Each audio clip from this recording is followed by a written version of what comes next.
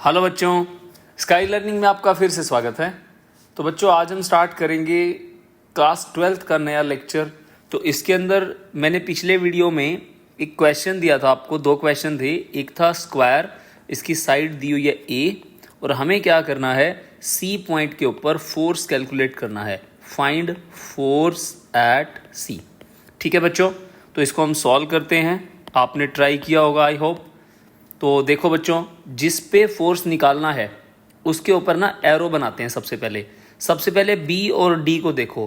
B इसको repel कर रहा है नीचे की तरफ, नाम लिख देते हैं force on C due to B. उसके बाद डी क्या करेगा, डी इसको रिपेल करेगा इधर ऐसे, इस तरह से। तो force on C due to D. समझ में आ गया। अगर ये 90 डिग्री है तो ये 90 होगा। दो फोर्सेस वेक्टर क्वांटिटी है तो एक एंगल पे जा रहे हैं, तो रिजल्टेंट इनका नेट फोर्स होगा। हमें क्या निकालना है बच्चों, रिजल्टेंट। तो रिजल्टेंट कैसे निकालते हैं, एफ सी डी का square plus F C B का square plus 2 F C B cos 90 degree. समझ में आ गया बच्चों। यहाँ मैंने क्या किया है, मैंने यहाँ पे ट्राइंगल लॉ वाला फॉर्मूला यूज़ करा है।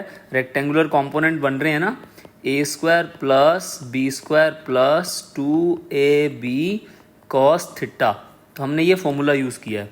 ठीक है, अब यहाँ से एफ सी डी और एफ सी बी की वैल्यू निकाल लेते हैं। एफ सी डी की वैल्यू कितनी है बच्चों, फॉर्मूला क्या होता है कूलम्स लॉ का, के Q1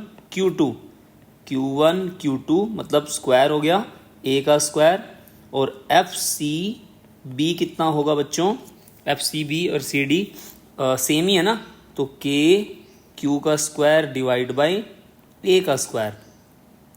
अब एफ सी डी जो है वो एफ सी बी के इक्वल है, इसको हम एफ मान लेते हैं। ठीक है, अब इसको इक्वेशन नंबर 1 मान लो।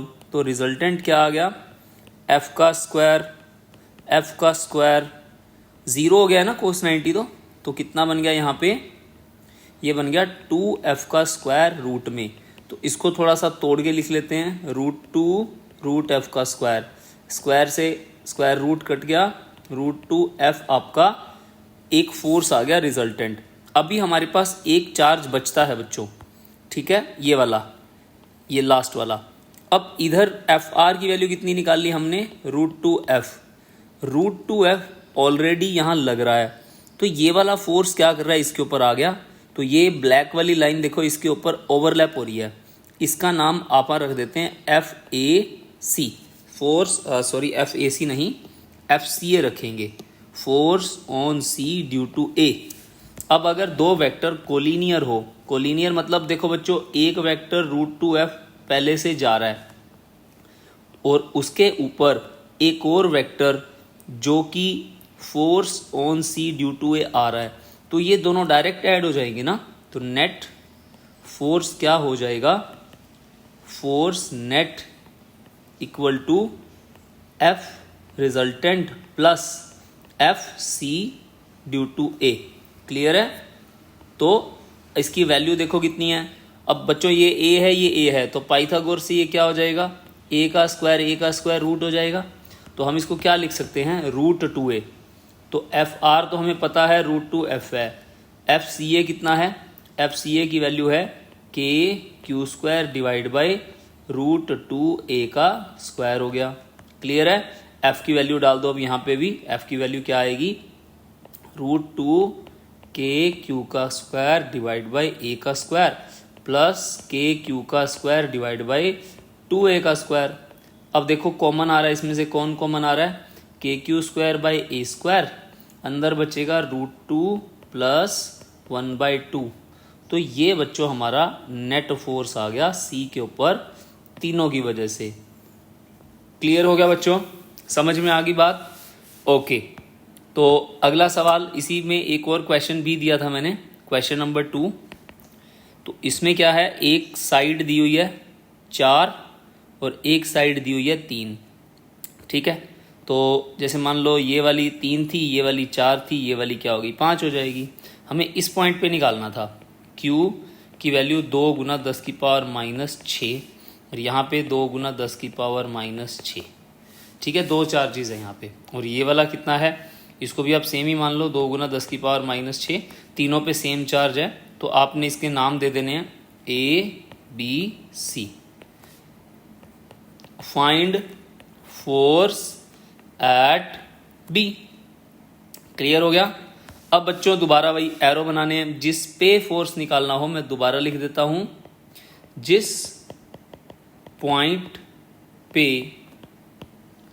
फोर्स फाइंड करना हो वहां एरो बना दो। क्लियर हो गया। तो अब यहां देखो एरो बना देते हैं हम लोग। ठीक है, अब एरो बना देंगे हम। एरो कैसे बनेंगे हमारे, ये इसको रिपेल करेगा और ये इसको रिपेल करेगा। तो मतलब ये जो ए वाली लाइन आ रही है, force on B due to A, और force on B due to C, तो इसमें एंगल 90 है, ये भी एंगल 90 हो जाएगा। ठीक है, तो ये रिजल्टेंट हो गया बच्चों। तो फिर वही रिजल्टेंट की वैल्यू क्या हो जाएगी, F R equals to F B C का square plus F B A का square plus 2 F B C F B A cos 90 degree. Angle 90 है ना, देखो बच्चों, समझ में आ गई मेरी बात। अब क्या करेंगे, कोस 90 क्या होता है, कोस 90 होता है 0। तो अब ये वाली टर्म बन गई 0, लास्ट वाली। मैं इसका कलर चेंज कर देता हूं, ये बन गई 0। बचेगा क्या, एफ बी सी का स्क्वायर एफ बी ए का स्क्वायर रूट एफ रिजल्टेंट। अब आपको क्या करना है, एफ बी सी और एफ बी ए निकालना है। एफ बी सी की वैल्यू कितनी है, बी और सी पे चार्जेस तो सेम है, बी और सी पे के 2 गुना 10 की पावर -6 का स्क्वायर हो जाएगा, डिवाइड बाय 4 सेंटीमीटर है बच्चों ये। ठीक है, तो 4/100 स्क्वायर हो गया, मीटर में कन्वर्ट कर दिया। 1 सेंटीमीटर में 1/100 मीटर होते हैं। क्लियर है बच्चों। अच्छा, आगे क्या करना है, इसको सॉल्व कर लो। के की वैल्यू होती है 9 इंटू 10 की पावर 9, 4 गुना में 10 की पावर -12। सॉल्व कर लिया, 2 गुना 10 की -6 को 2 बार लिख लिया। नीचे क्या आ जाएगा 16, ऊपर आ जाएगा 100 इंटू 100। क्लियर है। अब इसको सॉल्व कैसे करते हैं बच्चों, 4 से काटा 4 और 4 से काटा 25। 25 को 9 से मल्टीप्लाई कर लो, 2 to 5 मल्टीप्लाई 10 की पावर 9, 10 की पावर 12 और 11। कितना हो गया बच्चों, ये हो गया 10 की पावर -1 हो गया ना, 9 और 2 11, अब 11 12 मैं करके दिखा देता हूँ। 12 है, 12 लिख लो, 10 की पावर 9 है और 10 की पावर 2 है, 10 की पावर 11 होगी ना। Base same power add 22/5 into 10 की पावर -1, तो बच्चों आपको मिला 22.5 न्यूटन। आई होप आपको समझ में आ गया होगा मैं क्या कहना चाह रहा हूँ इसके अंदर। आगे चलते हैं, आप निकालते हैं एफ बी ए। तो के, अब बी और ए के बीच में डिस्टेंस कितना है, 3 है ना, बाकी तो सब सेम है। तो 2 गुना 10 की पावर -6 का स्क्वायर डिवाइड बाय 3/100, इसका स्क्वायर कर दो। क्लियर हुआ। क्या बन गया, 9 इंटू 10 की पावर 9। कलर चेंज कर दूं ना, कन्फ्यूजन हो जाएगा, नीला नीला। तो गुना में 2 गुनी 4, 10 की पावर -12, 3 तिये 9, ऊपर 10 की पावर 4। 9 से 9 कैंसिल, बचा क्या बच्चों 4 इंटू 10 की पावर कितना बन गया, 9 और 4 13, 10 की पावर -12। कितना हो गया बच्चों, 4 गुना 10 की पावर 1, इसका मतलब 40 न्यूटन। सही है ना, क्लियर है। अब इसको और इसको नंबर 1 मान लो, इसको दोनों को नंबर 2 मान लो। पुट 2 in 1, कितना आ जाएगा बच्चों, एफ रिजल्टेंट 40 का स्क्वायर हो गया प्लस 22.5 का स्क्वायर हो गया और ये रूट हो गया। इसको सॉल्व कर लो बच्चों, 4 चौके 1600 प्लस 225 गुना 225 डिवाइड बाय 100 हो गया ना, ठीक है, पॉइंट हटा दिया मैंने। अब इसको सॉल्व कर लो आप। सॉल्व कैसे करेंगे हम लोग? सॉल्व हो जाएगा, क्यों नहीं होएगा। देखो 100 को कॉमन ले लो, 100 को कॉमन ले लो। 100 हमारा, चलो कॉमन मत लो आप, ऐसा करो इसको सॉल्व कर लो। हम इसको ऐसे लिख सकते हैं 1600 प्लस 225 गुना 225 कितना होता है? 225 इंटू 225, तो 225 ये हो गया हमारा, मल्टीप्लाई कर लेते हैं 225 225, 5 5 2 10 और 2 12, 5 दूनी 10 11, मल्टीप्लाई 5 दूनी 10 और 2 दूनी 4 और एक 5, 2 दूनी 4, ठीक है ना। 225 मल्टीप्लाई, फिर कितना हो गया हमारा?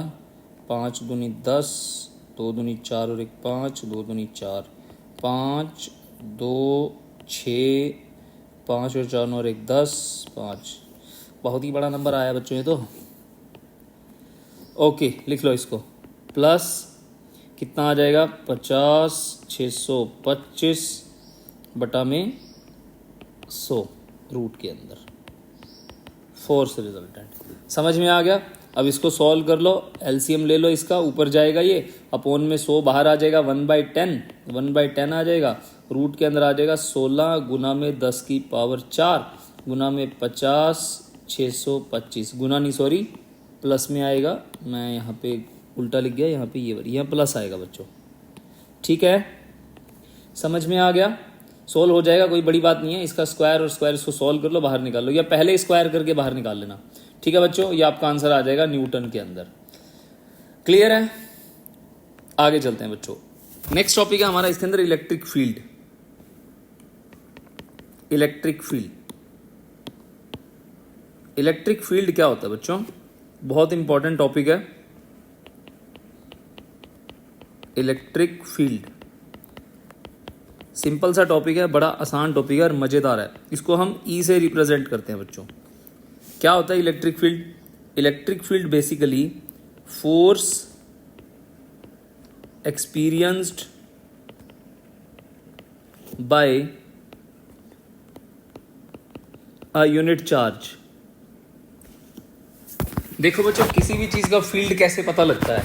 अब आप लोग फोन चलाते हो, मैं नॉर्मल एग्जांपल ले रहा हूँ रूटीन का।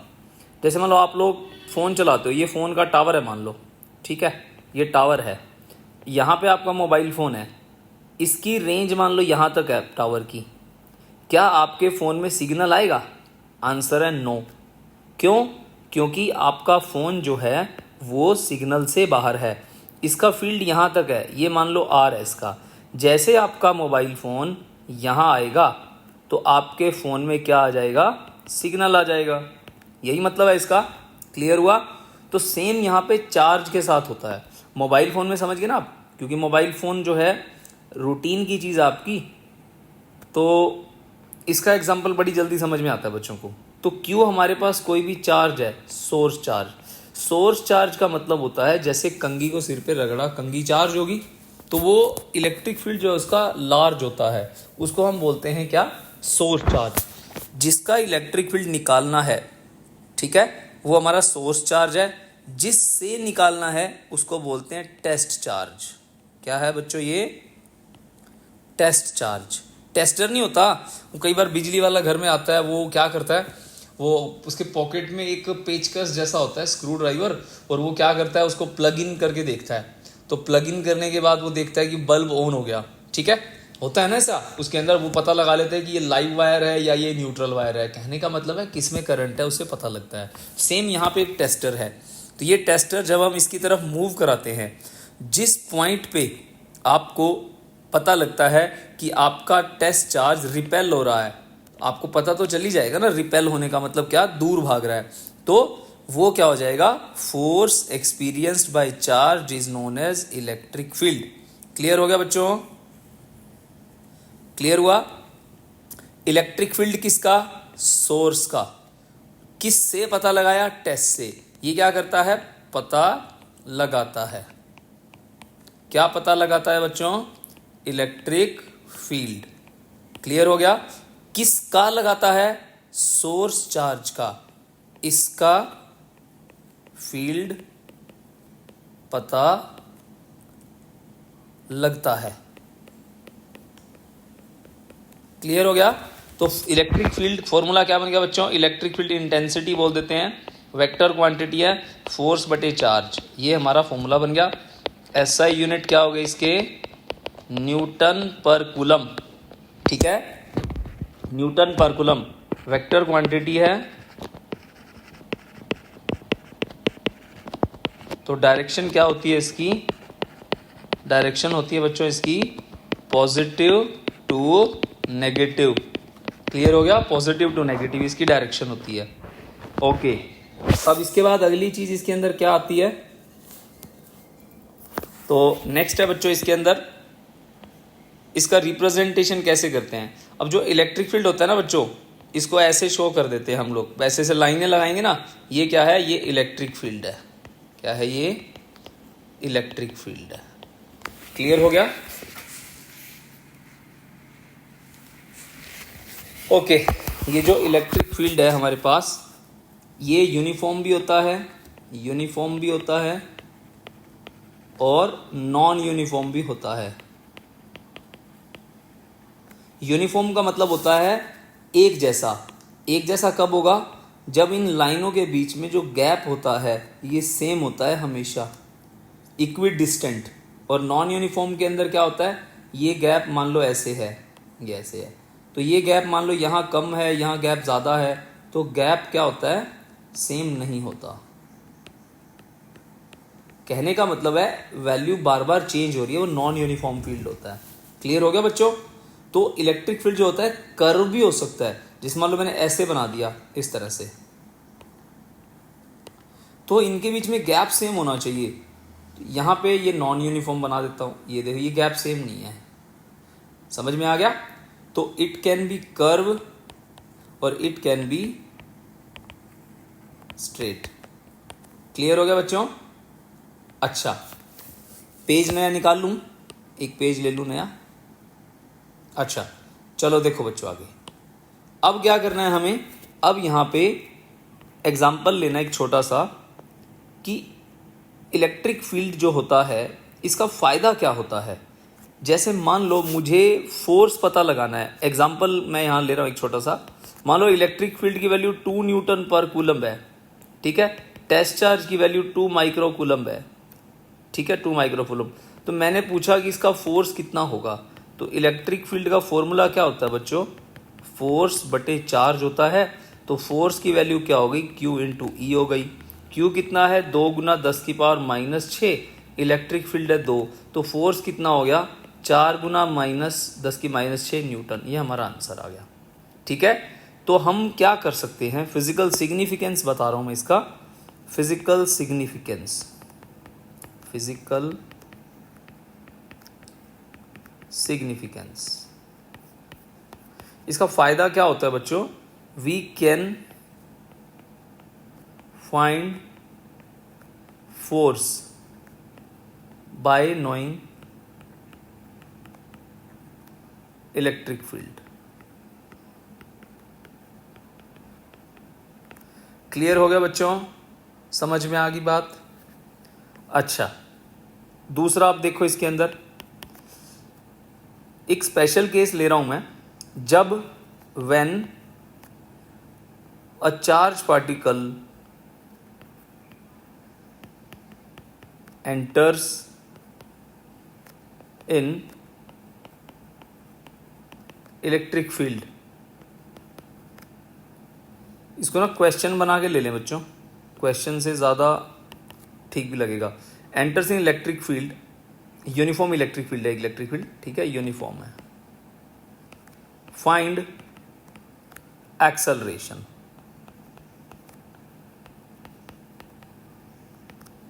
Find acceleration. आंसर बच्चों ये इलेक्ट्रिक फील्ड है यूनिफॉर्म, इसमें कोई भी चार्ज पार्टिकल एंटर कर रहा है, ठीक है।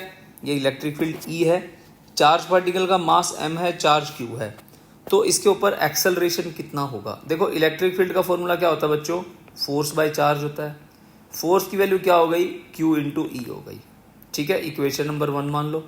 अब फोर्स लगने पे एक्सेलरेशन होता है तो यूज न्यूटन सेकंड लॉ। क्या होता है, force is equals to mass into acceleration. तो इसको इक्वेशन नंबर 2 मान लो। ठीक है, 1 इज इक्वल्स टू 2, तो Q E is equals to M into A. तो एक्सेलरेशन कितना हो जाएगा बच्चों, Q E divide by M. ये हमारा आंसर आ गया। तो वेक्टर क्वांटिटी है ना, तो एक्सेलरेशन वेक्टर लिख लो, क्यू ई के ऊपर वेक्टर लगा दो बटे एम लगा दो। चार्ज पार्टिकल कोई भी हो सकता है, अल्फा पार्टिकल भी हो सकता है। अल्फा पार्टिकल का चार्ज कितना होता है, डबल ऑफ ई होता है। ठीक है, इलेक्ट्रॉन का चार्ज कितना होता है, ई होता है माइनस का ई। और प्रोटॉन का चार्ज कितना होता है, प्लस का ई होता है। ई क्या होता है अब, 1.6 10 की पावर माइनस 19 कूलम। तो ये छोटी छोटी इंफॉर्मेशन है बच्चों, इसको याद रखना है आपको। ठीक है, मास की बात कर ले, मास ऑफ इलेक्ट्रॉन 9.1 इंटू 10 की पावर माइनस 19 होता है। मास ऑफ प्रोटॉन 1.67 इंटू 10 की पावर माइनस 27। और 9.19 गलत लिख गया बच्चों में यहाँ पे, अरे इतना बड़ा इरेजर नहीं चाहिए था मुझे। एक सेकंड बच्चों, ये 31 आएगा। 19 की आदत तो ही पड़ी है ना, क्योंकि बहुत यूज़ होता है 19। अच्छा, ये किलोग्राम में आएगा। ठीक है, सॉरी इसके लिए बच्चों, ध्यान नहीं रहा। और मास ऑफ अल्फा पार्टिकल होता है 4 times of mass of proton. तो ये इन्फॉर्मेशन मैं इसीलिए बता रहा हूँ क्योंकि आपको यूज़ करनी आनी चाहिए। तो बहुत से बच्चे ऐसे देखे हैं मैंने बच्चों, जो नहीं यूज़ कर पाते, उन्हें समझ में नहीं आता इसको लगाना कैसा है। तो मैं सिंपल सा एग्जांपल ले रहा हूँ एक। तो जैसे मान लो मैंने बोला कि एक अल्फा पार्टिकल है, अल्फा पार्टिकल वो इलेक्ट्रिक फील्ड में एंटर कर रहा है, इलेक्ट्रिक फील्ड में एंटर कर रहा है जिसकी वैल्यू ई है। उसके ऊपर एक्सेलरेशन बताओ कितना होगा। ठीक है, सिर्फ इतना क्वेश्चन है। तो आंसर बच्चों, एक्सेलरेशन का फॉर्मूला क्या होता है, क्यू ई बटे एम होता है। ठीक है, अब एक्सेलरेशन निकालना है। चार्ज कितना है, double of electron, electric field को ई मान लिया। मास ऑफ अल्फा पार्टिकल, तो double of electron E divide by 4 times of mass of proton. तो 2 दूनी 4, आंसर क्या आ गया, ई बाई 2mp। ये आंसर आ गया बच्चों। ऐसे निकालते हैं इसको, ऐसे यूज करते हैं। समझ में आ गई मेरी बात, क्लियर हुआ। और देखो, और क्वेश्चन ले लेते हैं। अब इसके अंदर जैसे मान लो एक पेंडुलम का क्वेश्चन ले लेते हैं। जैसे मान लो ये एक इलेक्ट्रिक फील्ड है बच्चों, ये इलेक्ट्रिक फील्ड है, प्लस प्लस प्लस प्लस से माइनस जाता है ना इलेक्ट्रिक फील्ड, पॉजिटिव से नेगेटिव। इसके बीच में मैंने क्या करा, एक पेंडुलम को लटका दिया। इसका मास m है बोब का और चार्ज q है। Find time period of simple pendulum. अब बच्चों ये मैंने ना यहाँ पे ना 11वीं कक्षा मिक्स कर दी। अब 11वीं मैंने कराई नहीं है, जो 12वीं वाले बच्चे हैं वो बच्चे 11वीं तो करी होगी आपने थोड़ी बहुत, नहीं करी तो कोई बात नहीं। अगर क्वेश्चन याद नहीं है ढंग से तो मतलब फॉर्मूलाज, तो मैं आपको फॉर्मूला बताता हूँ। Time period of simple pendulum होता है 2π√L/g। समझ में आ गया, 2π√L/g। अब आपको टाइम पीरियड निकालना है। टाइम पीरियड के अंदर क्या चेंज होगा भाई, नया टाइम पीरियड में क्या होगा, 2π लेंथ तो पेंडुलम की सेम रहती है, लेंथ L है, डिवाइड बाई जी क्या हो जाता है, जी इफेक्टिव हो जाता है। नया ग्रेविटी क्या होगा। अब देखो बच्चों, ये पेंडुलम है, ये नीचे की तरफ इसका वेट एक्ट करेगा mg। समझ में आ गया। और इलेक्ट्रोस्टैटिक फोर्स नीचे ही जा रहा है हमारा, तो मुझे इसे नीचे बना देना चाहिए ऐसे। ये इलेक्ट्रिक फील्ड जा रहा है, समझ में आ गया, क्लियर हुआ। और इसके ऊपर चार्ज q है, चार्ज q है हमारा इसके ऊपर। ठीक है, तो अब आपको क्या करना है, आपको नेट फोर्स निकालना है जिससे कि ग्रेविटी आ जाए। क्लियर हुआ। नेट फोर्स कैसे निकालते हैं, नेट फोर्स, अब देखो ये प्लस q है, अब इसके ऊपर जो फोर्स जाएगा वो नीचे की तरफ जाएगा ना। फोर्स क्या होता है, फोर्स होता है q इंटू ई। क्यों, क्योंकि इलेक्ट्रिक फील्ड का फॉर्मूला होता है फोर्स बटे चार्ज। तो फोर्स क्या हो जाएगा, q इंटू ई। तो एफ नेट क्या हो जाएगा, mg नीचे जा रहा है, प्लस और कौन जा रहा है, नीचे की तरफ क्यू ई जा रहा है। तो एफ नेट क्या होता है, M into acceleration, M into G plus Q into E. हमें क्या चाहिए, ए मतलब इफेक्टिव ग्रेविटी चाहिए, तो मैं इसको जी इफेक्टिव लिख लूँ। तो जी इफेक्टिव क्या हो गया, M G divide by M plus Q E divide by M से एम मर गया, तो G plus Q E by M, इस वैल्यू को यहाँ पुट कर दो, सॉरी यहाँ पुट कर दो और आपका आंसर आ जाएगा। कितना आंसर आ गया बच्चों, आपका आंसर आ गया T dash is equals to 2 root L by G plus Q E बटे एम। ये आपका आंसर आ गया बच्चों। क्लियर हो गया, समझ में आ गई मेरी बात। चलो मैं घर के लिए कुछ क्वेश्चन देता हूँ आपको, होमवर्क। तो नया पेज ले लिया, नया होमवर्क देखो बच्चों, आपको सवाल करने हैं घर से, ये बैठ के असाइनमेंट आपका। तो जब इलेक्ट्रिक फील्ड को मैं रिवर्स कर दूं, मान लो ये पेंडुलम है हमारे पास, ठीक है, ये पेंडुलम है, पॉजिटिव यहाँ कर दिया, नेगेटिव ऊपर कर दिया, इलेक्ट्रिक फील्ड ऊपर जा रहा है, चार्ज क्यू है, बोब पे पेंडुलम पे मास एम है, फाइंड टी।